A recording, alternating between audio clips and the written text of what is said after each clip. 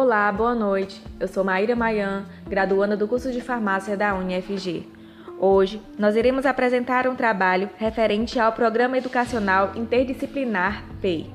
O nosso grupo é composto por Jaqueline Nogueira, Jaqueline Pereira, Joyce Souza, Maíra Mayan e Priscila Pereira.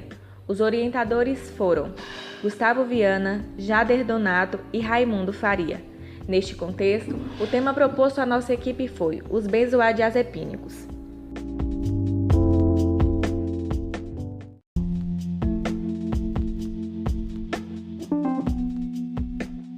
Relativo aos benzodiazepínicos, é uma droga mais prescrita do mundo.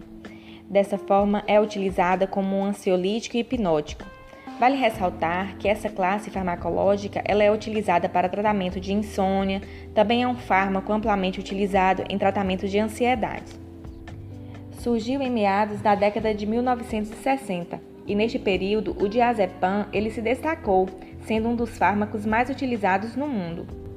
Atualmente, o consumo dos benzodiazepínicos é controlado no Brasil pela portaria SVS/MS 344, de 12 de maio de 1998. Este medicamento ele pode apresentar diversas reações adversas, uma vez que o uso contínuo pode provocar efeitos colaterais como sonolência, problemas socioeconômicos devido ao uso prolongado, como risco aumentado de acidentes no tráfego, em casa. Há uma prevalência de uso no sexo feminino, com isso a incidência também de casos de suicídio, a incidência de casos de acidente, de acordo com o uso deste medicamento.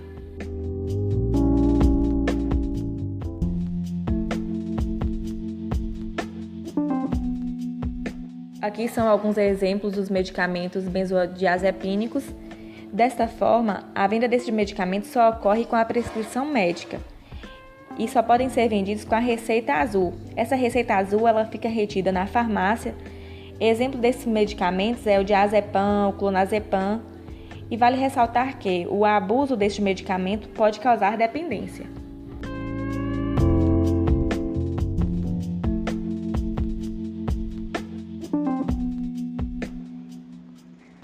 Aspectos farmacocinéticos.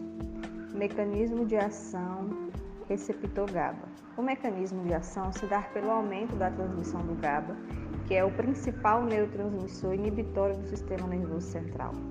Ele interage com os receptores do benzodiazepinos, inclusive no cérebro, através da facilitação da abertura dos canais de cloreto. Eles provocam a hiperpolarização da membrana neural, reduzindo assim sua excitação. 30% a 40% das intoxicações são acidentais. Atinge a concentração plasmática por apresentar várias variações de suas farmacocinéticas, desde sua absorção até a excreção. Todos eles são absorvidos rapidamente, independentemente de sua via de administração por conta da sua lipossolabilidade. Apresentam capacidade de atravessar barreiras hematocefálicas por ter uma alta lipossolabilidade. Os benzodiazepínicos chegam com muita facilidade até o cérebro.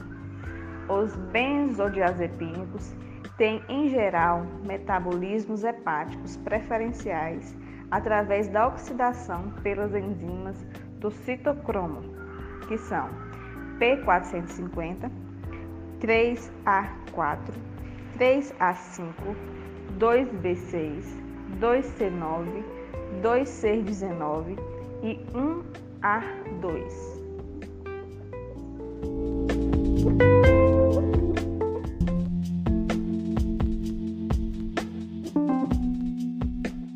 O roteiro analítico aborda a parte de como vai ser feito uma triagem para análise de um benzodiazepínico em laboratório. E, primeiramente, o material biológico que utiliza nesse tipo de análise é a urina, porque ele é excretado na urina e geralmente a coleta é feita em laboratório. O horário da coleta não é crítico, desde que seja feito até 48 a 96 horas após o uso da substância. O paciente não pode levar nenhum tipo de objeto dentro do laboratório e no laboratório é fornecido material de coleta, na qual é esterilizado e evita ocorrer qualquer interferência. Após a coleta da urina, tem que analisar a temperatura, que deve estar em 36 graus. A amostra da urina tem que ficar 7 dias na geladeira e, passando de 7 dias, o correto é congelar a amostra sob 2 meses, porque futuramente o exame dá um resultado e o paciente precisa de uma contraprova. Geralmente a técnica é ex-imunoensaio, que é como se fosse a técnica de cromatografia de camada delgada. E para a amostra ser negativa, precisa apresentar valor negativo e a urina é uma das melhores análises, que não apresenta interferências.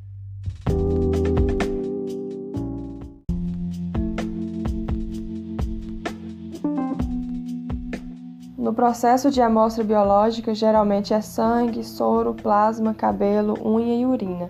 No caso do benzodiazepínico, tem o suor, na qual vai pegar uma fita adesiva e colocar no paciente, depois retirar essa fita e colocar no envelope e armazenar. Cada um desses tipos de amostras biológicas tem a janela de detecção, ou seja, tem como analisar em um certo período de tempo, e dessas amostras a que dura mais tempo é o cabelo. O soro também é uma amostra biológica que pega no sangue e centrifuga e também precisa ser congelada a 20 graus.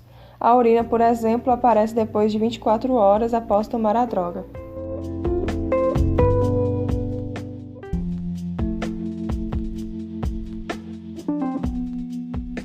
Nas variáveis pré-analítica, precisa ter requisição do exame, orientação do preparo da coleta, identificação do paciente, preparação da amostra, acondicionamento e transporte.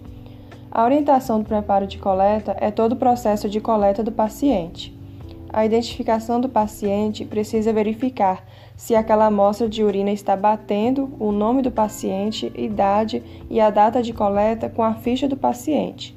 E depois que faz a coleta da amostra, vai ter que guardar, ou se caso ela vir de outro laboratório e transferir, tem que ter o transporte adequado.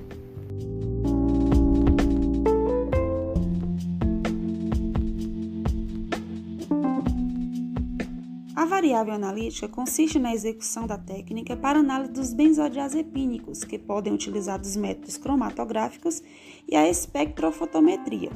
O método cromatográfico é um método físico-químico utilizado para analisar, identificar ou separar componentes de uma mistura. Consiste na separação de 2 ou mais compostos. Os métodos cromatográficos podem detectar a maioria de compostos e analisar traços de amostras complexas como sangue, urina, solo, alimentos e petróleo. A espectrofotometria, também utilizada em amostra biológica nas rotinas de laboratório de emergência toxicológica e nos serviços públicos de saúde, auxiliando a confirmação do diagnóstico e no prognóstico dos pacientes com histórico de exposição tóxicas por medicamentos. A variável pós-analítica é a fase que abrange os procedimentos realizados após a realização do exame, quando se libera o laudo para o paciente. Se na fase pré-analítica e analítica apresentar algum tipo de erro, consequentemente, o laudo vai obter um resultado errado. As alterações fisiológicas e outros interferentes. No uso prolongado de benzodiazepínicos pode ocasionar diversos efeitos adversos no organismo. Temos como, por exemplo, a sedação, perda das funções cognitivas, o tempo de retenção pode variar de acordo com o fármaco e pode ser também problemas que estão relacionados à lâmpada do detector, a bomba, sistema de ar, injetor contaminado, coluna do HPLC muito velha.